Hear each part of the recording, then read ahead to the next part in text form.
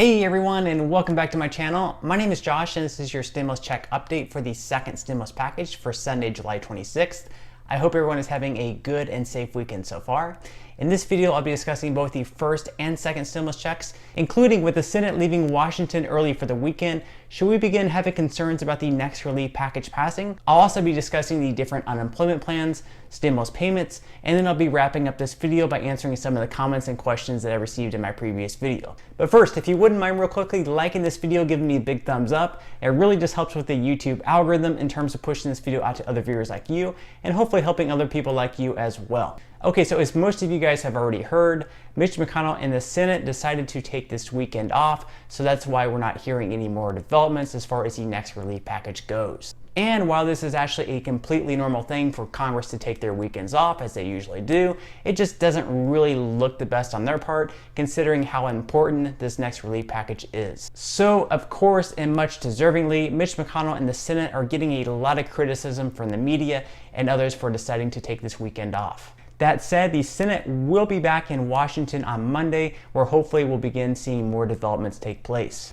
The Senate will only have 10 more business working days to get this next relief package passed through. That's because after August 7th, they will be going on another month-long recess, and Mitch McConnell hasn't said whether or not they're willing to push that recess back to get this next relief package passed through. With that said, let's hope that they do, because the House Majority Democrats have already said they're willing to push back their summer recess in order to get this next relief package passed through. Let's hope that Mitch McConnell and the Senate are willing to do the same. When the Senate returns to Washington on Monday, they will try to reach an agreement on their plan, and hopefully we see something either released late Monday, but more possibly on Tuesday or Wednesday. Unfortunately, Mitch McConnell even said the next stimulus package could take a few weeks to pass, which of course on the surface sounds like very bad news. This is because many Senate Republicans are divided over many issues, including unemployment. With that said, McConnell did say that it could take a few weeks, not that it would take a few weeks, so we really don't know his motives behind saying that. Maybe McConnell really does believe that it'll take a few weeks to reach bipartisan agreements with the Democrats. Or perhaps McConnell could just be saying that to gain some type of tactical leverage. Who really knows, but I'm both hoping and expecting it won't take a few weeks for this next relief package to pass. Some news media outlets will only have you believe the doom and gloom,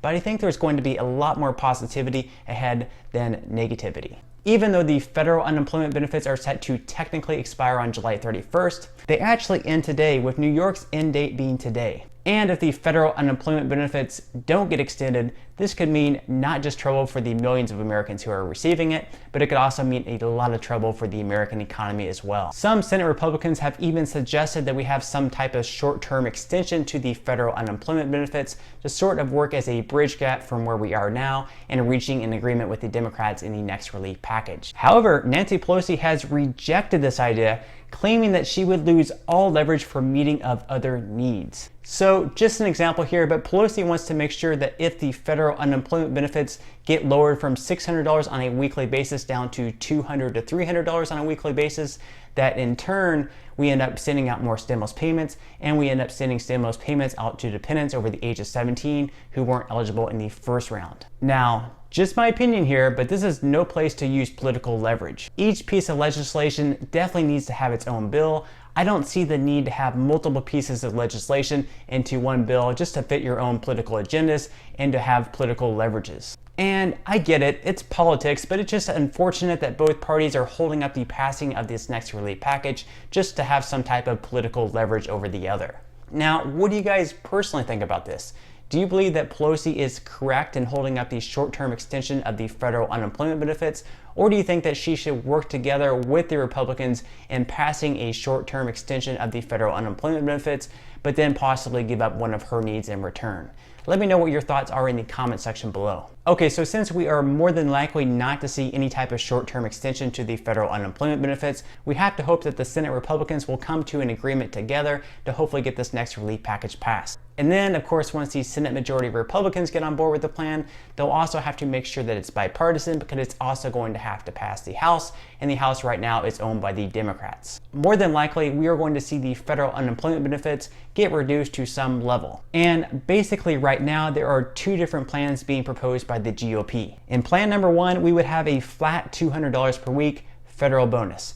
The problem with that plan, some senators say, is that it doesn't reflect the differences in prior income. With that plan, you could still run into some issues with people earning more money on unemployment than what they had been at their prior jobs. The second plan is where the feds will kick in 50% of the 45% kicked in by the state, which would get you to around 70% of the wage replacement. This is where Treasury Secretary Steven Mnuchin said unemployment benefits would be based on approximately 70% of wage replacement. Essentially, most Senate Republicans do not want to provide any type of disincentive for people to return to work, where they would be earning more money on unemployment than what they were at their prior job. As we all know, the House Majority Democrats passed the HEROES Act back in May, which would have extended the unemployment benefits through January 31st, 2021 at $600 on a weekly basis. This is just another issue that the Republicans and the Democrats are polar opposites on, and something that they'll have to reach bipartisan agreements on. According to the Economic Policy Institute, if unemployment benefits are cut to $200 per week, there will be 3.4 million more jobs lost. Now, the Economic Policy Institute is a little bit more of a far left-leaning think tank, so that is one thing to keep in mind here. There may be some more right-leaning economists who would argue that lowering the weekly unemployment rate would give an incentive for people to return to work, and in that way it could actually benefit the economy. Just things to keep in mind when looking at statistics. Alright, so as far as the second round of stimulus payments go, this would be considered a bipartisan issue. If you remember, the House Majority Democrats passed the HEROES Act back in May, which included another round of stimulus payments to Americans of $1,200 and also included $1,200 stimulus payments to dependents over the age of 17 who were left out in the first round. Senate Republicans are also on board with another round of stimulus payments. However, in their plan, they're only wanting to give $1,200 to Americans, but not to dependents over the age of 17. Treasury Secretary Steven Mnuchin recently came out and said that everyone who is eligible for the first round of stimulus payments would also be eligible for the next round as well. So if you receive the first round of stimulus payments, then you would also receive the second stimulus check as well. This also unfortunately means the dependents over the age of 17 who were left out in the first round also probably won't be receiving the second round of stimulus payments either. Again, this is not definite right now. It could possibly change where dependents over the age of 17 may receive a stimulus payment, but at this point in time, if we go with the Treasury Secretary's plan, then those dependents over the age of 17 will not be receiving anything. With the Senate having a strict $1 trillion budget for their next relief package, budgeting is going to be a major issue here. And we sort of have this tension between some members of the GOP and Mnuchin, as they feel that he's willing to spend more and perhaps give in to more of the Democrats' demands. On the other hand, we have other Republicans who feel that Mnuchin is the most effective negotiator, and he's kind of the man to go to in this situation. Senator Rand Paul expressed his concerns with Mnuchin holding the line on spending in negotiations with Democrats, saying he has zero confidence in him. Paul said, quote, "They're starting at $1 trillion we don't have, we're going to have to borrow, and they'll wind up at $1.5 trillion or $2 trillion. And honestly, I could see this being the case. McConnell is coming into these negotiations wanting to spend just $1 trillion. Nancy Pelosi wants to spend $3 trillion, so $2 trillion would sort of be a happy medium here." Paul went on to say, quote, "They are willing to compromise with their principles on deficits to begin with.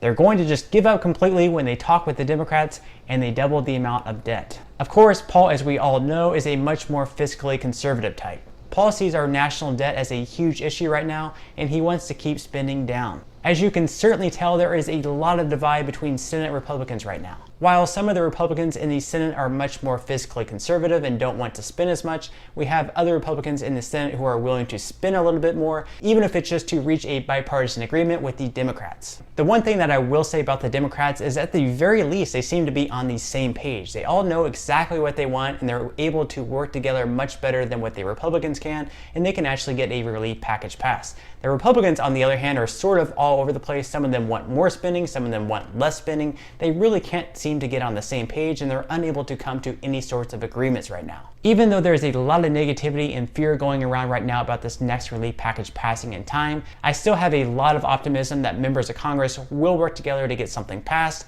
After all, this is an election year, so this relief package will be very politically motivated, and you would think that these politicians would know just how important these issues are to people who are living in their states that they represent. If you are a politician representing your state and you're letting the residents of your state down, most likely they are going to remember that whenever they go to the voting booths in November. Okay, so just a quick update on the first round of stimulus payments. I don't have a lot of new updates at this point in time. The one thing that I would say is to continue checking the payment portal on a day-by-day basis if you still haven't received your first stimulus payment. And remember, you are definitely not alone. There are still millions of people who haven't received their first round of stimulus payments. And the IRS is going to continue sending out stimulus payments on a week-by-week basis. So you will eventually receive a payment date through the payment portal, and you will eventually receive a payment date. The next set of payments are set to go out next week. A lot of them are going out on Wednesdays. They're going out every single Wednesday through direct deposit. So continue checking the payment portal.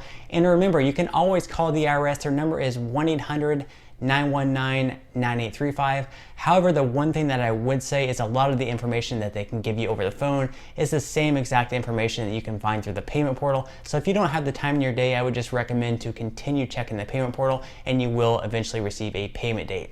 Okay, so at this point in time, I'm just going to go ahead and answer some of the comments and questions that I received in my previous video. And if you have any other comments or questions for me, feel free to leave them in the comment section below. I do try to respond to as many comments and questions as I possibly can. And those comments and questions that I'm not able to respond to, I do try to pick some of the more popular ones to answer in the next video in video form. Okay, so without further ado, let me go ahead and jump into the first comment of today's video, and that comes from AE.